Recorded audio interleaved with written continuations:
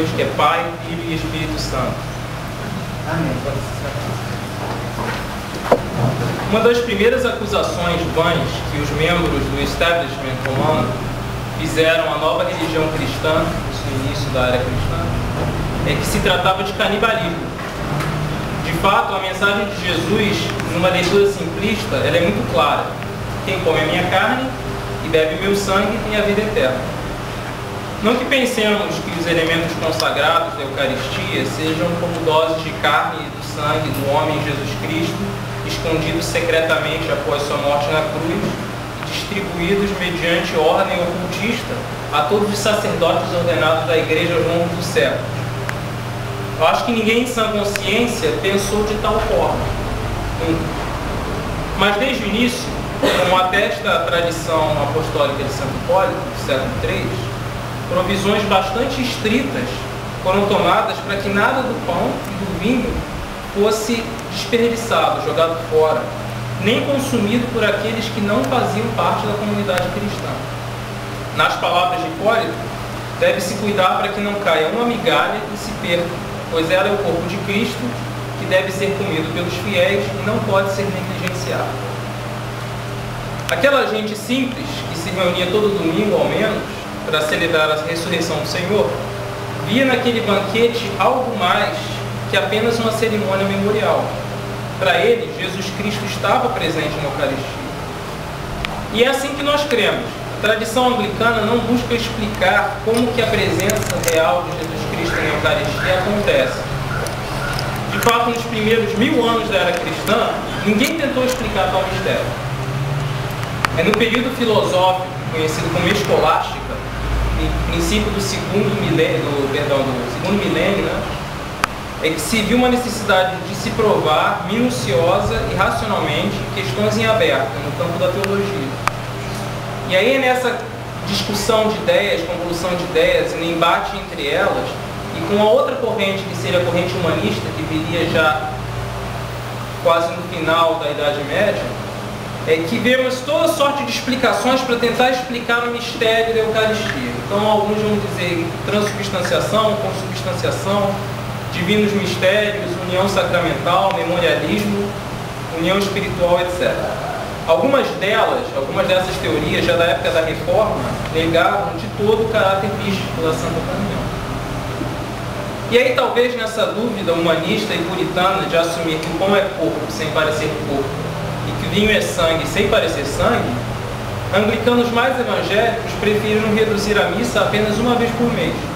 Nos outros domingos, convencionou-se fazer a famosa oração matutina, que ainda gera boas lembranças a algumas pessoas do nosso convívio, embora para muitas outras traga nefastas recordações de venites e jubilates sendo repetidos continuamente, semana após semana, incansavelmente.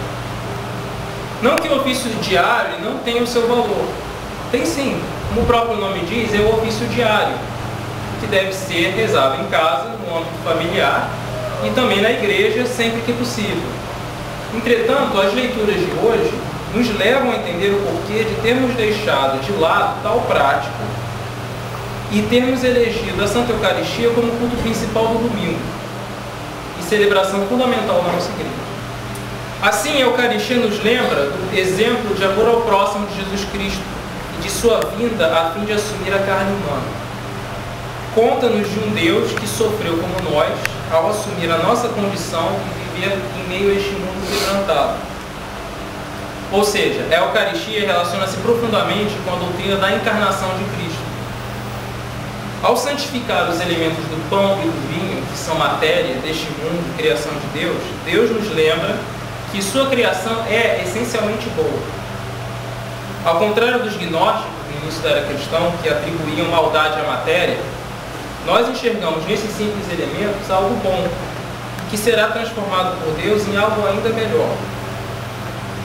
E é por isso que nós temos que ter preocupação também com a criação de Deus como um todo, com a natureza, com os animais, com os outros seres humanos. De semelhante modo, nós também somos em natureza bons.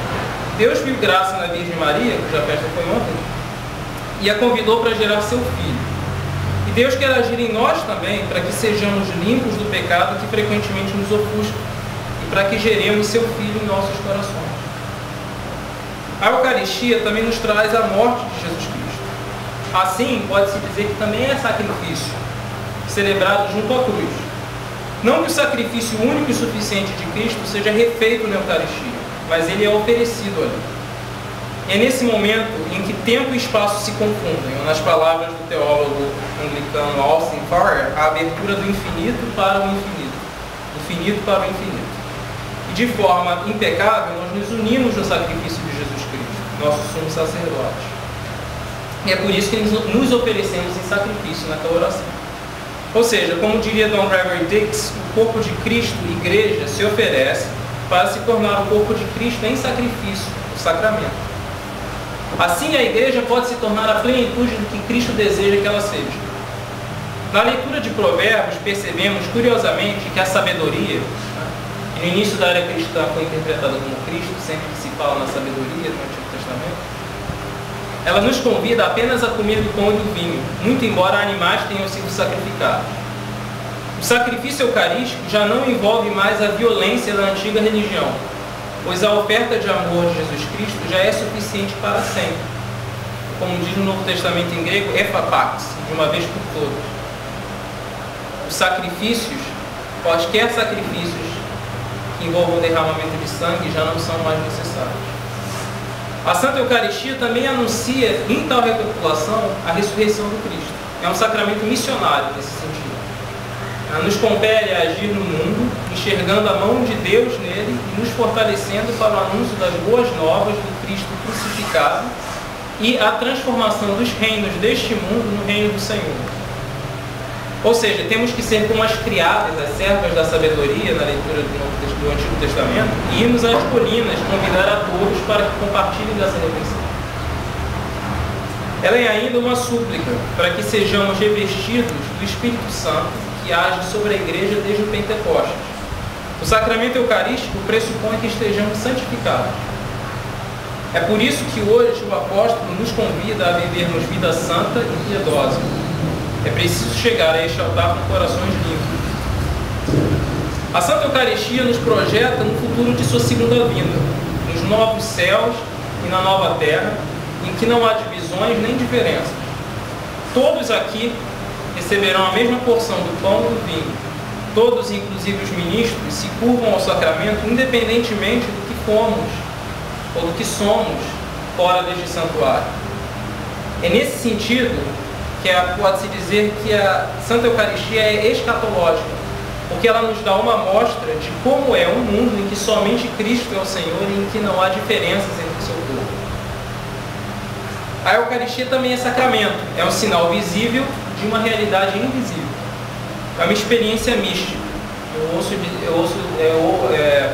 Eu ouso dizer que é inexplicável para o nosso entendimento limitado. E Deus entende que a nossa fé, muitas vezes em dúvida, titubeia ante tal mistério. O bispo Charles Gore diria que o alimento espiritual do corpo e sangue de Cristo não é equivalente à fé. Ou seja, a comunhão também é fortalecimento espiritual, quando muitas vezes temos falta de fé. Nesse sentido, ela é como um maná enviado dos céus aos foragidos hebreus e como a comida que serviu de sustento a Elias no deserto. Finalmente, a Santa Eucaristia nos santifica, nos preserva na vida eterna. Assim como disse Jesus, aquele que me receber como alimento viverá por mim. Ali no sacramento está presente Jesus em seu corpo, alma e divindade. Por meio dele nos unimos a Cristo e através de Cristo uns aos outros. Por isso, ao nos aproximarmos deste altar, tenhamos reverência e gratidão pelo que se apresenta diante de nós. Aqui céus e terra se abrem em comunhão. Aqui nos unimos a Cristo e através dele a toda a comunhão dos santos. E é desejo deste mesmo Cristo abraçar todo o mundo, na certeza de que daqui sairemos fortalecidos por este alimento espiritual para ajudar na construção desse mundo em que toda a criação é reconciliada com Deus. Amém.